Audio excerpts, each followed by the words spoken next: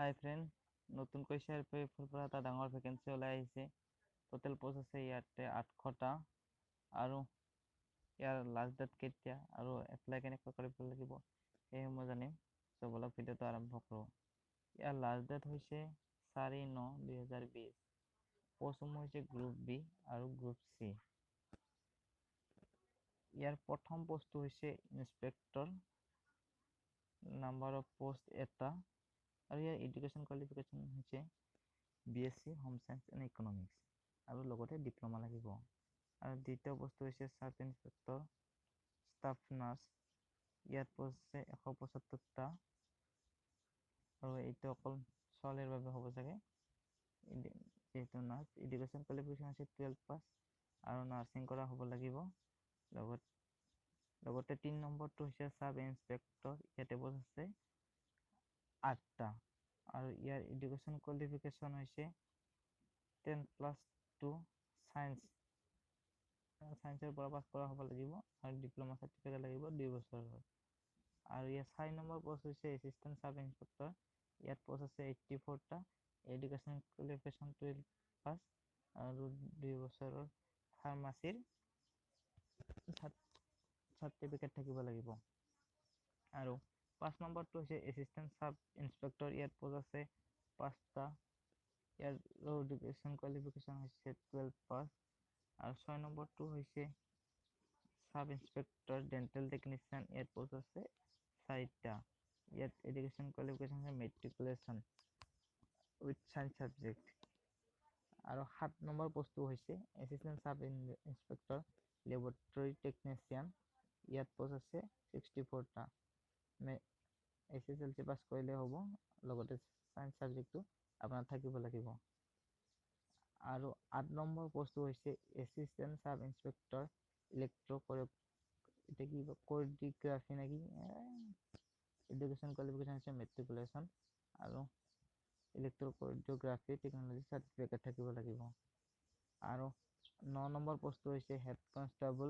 ইয়াত পোষ্ট আছে 88টা, ইয়াত 12 পাছ কৰা হ'ব লাগিব, লগতে 2 বছৰৰ ডিপ্ল'মা চাৰ্টিফিকেট থাকিব লাগিব। আৰু 10 নম্বৰ পোষ্টটো হৈছে হেড কনষ্টেবল। ইয়াত টোটেল পোষ্ট আছে 5টা আৰু এডুকেশ্যন কোৱালিফিকেশ্যন হ'ব লাগিব 12 পাছ আৰু 2 বছৰৰ ডিপ্ল'মা থাকিব লাগিব। আৰু 11 নম্বৰ পোষ্টটো হৈছে হেড কনষ্টেবল। ইয়াত পোষ্ট আছে 8টা আৰু ইয়াৰ এডুকেশ্যন কোৱালিফিকেশ্যন হ'ব লাগিব 12 পাছ, লগতে 2 বছৰৰ ডিপ্ল'মা লাগিব। আৰু 12 নম্বৰ পোষ্টটো হৈছে head constable junior X-ray assistant. ইয়াত পোষ্ট আছে 84টা, ইয়াত এডুকেশ্যন কোৱালিফিকেশ্যন মেট্ৰিক পাছৰ লগতে ডিপ্ল'মা চাৰ্টিফিকেট 2 বছৰত থাকিব লাগিব। আৰু ইয়াত 13 নম্বৰ পোষ্টটো হৈছে হেড কনষ্টেবল আৰু ইয়াৰ এডুকেশ্যন কোৱালিফিকেশ্যন হৈছে মেট্ৰিক পাছ, লগতে সায়েন্স সাবজেক্টটো থাকিব লাগিব। আৰু ইয়াৰ 14 নম্বৰ পোষ্টটো হৈছে হেড কনষ্টেবল ইলেক্ট্ৰিচিয়ান। ইয়াত টোটেল পোষ্ট আছে 1টা, এডুকেশ্যন কোৱালিফিকেশ্যন মেট্ৰিক পাছ হ'ব লাগিব, লগতে ডিপ্ল'মা থাকিব লাগিব। আৰু 15 নম্বৰ পোষ্টটো হৈছে হেড কনষ্টেবল। ইয়াত 3টা পোষ্ট আছে, ইয়াতো এডুকেশ্যন কোৱালিফিকেশ্যন আছে মেট্ৰিক পাছ কৰা হ'ব লাগিব, লগতে ডিপ্ল'মা চাৰ্টিফিকেট থাকিব লাগিব। আৰু 16 নম্বৰ পোষ্টটো হৈছে কনষ্টেবল। ইয়াত 4টা পোষ্ট আছে, মেট্ৰিক পাছ কৰা হ'ব লাগিব। আৰু 17 নম্বৰ পোষ্টটো হৈছে কনষ্টেবল কুক ৰান্ধনী। ইয়াত আছে 116টা পোষ্ট, ইয়াত মেট্ৰিক পাছ কৰা হ'ব লাগিব, লগতে 1 বছৰৰ কমেও ইয়াত এক্সপিৰিয়েঞ্চ থাকিব লাগিব। আৰু 18 নম্বৰ পোষ্টটো হৈছে কনষ্টেবল চাফা কৰ্মচাৰী। ইয়াত মেট্ৰিক পাছ কৰা হ'ব লাগিব আৰু নলেজ থাকিব লাগিব হিন্দী, ইংলিছ আৰু লোকেল লেংগুৱেজৰ। আৰু 19 নম্বৰ পোষ্টটো হৈছে ধোবী watchman. Education qualification matric pass আৰু ইয়াত এক্সপিৰিয়েঞ্চ লাগিব। আৰু 20 নম্বৰ পোষ্টটো হৈছে কনষ্টেবল WC। ইয়াত টোটেল পোষ্ট আছে 3টা, মেট্ৰিক পাছ কৰা হ'ব লাগিব, লগতে এক্সামে হ'ব লাগিব। আৰু 21 নম্বৰ পোষ্টটো হৈছে কনষ্টেবল টেবল বয়। এডুকেশ্যন কোৱালিফিকেশ্যন মেট্ৰিক পাছ আৰু লগতে কমেও 1 বছৰৰ এক্সপিৰিয়েঞ্চ থাকিব লাগিব। আৰু 22 নম্বৰ পোষ্টটো হৈছে হেড কনষ্টেবল ভেটেনাৰী।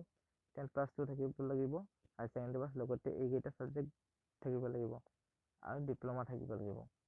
আৰু 23 নম্বৰ পোষ্টটো হৈছে head constable, laboratory technician, veterinary, 10+2 চায়েন্সৰ হ'ব লাগিব আৰু 2 বছৰৰ ডিপ্ল'মা চাৰ্টিফিকেট থাকিব লাগিব।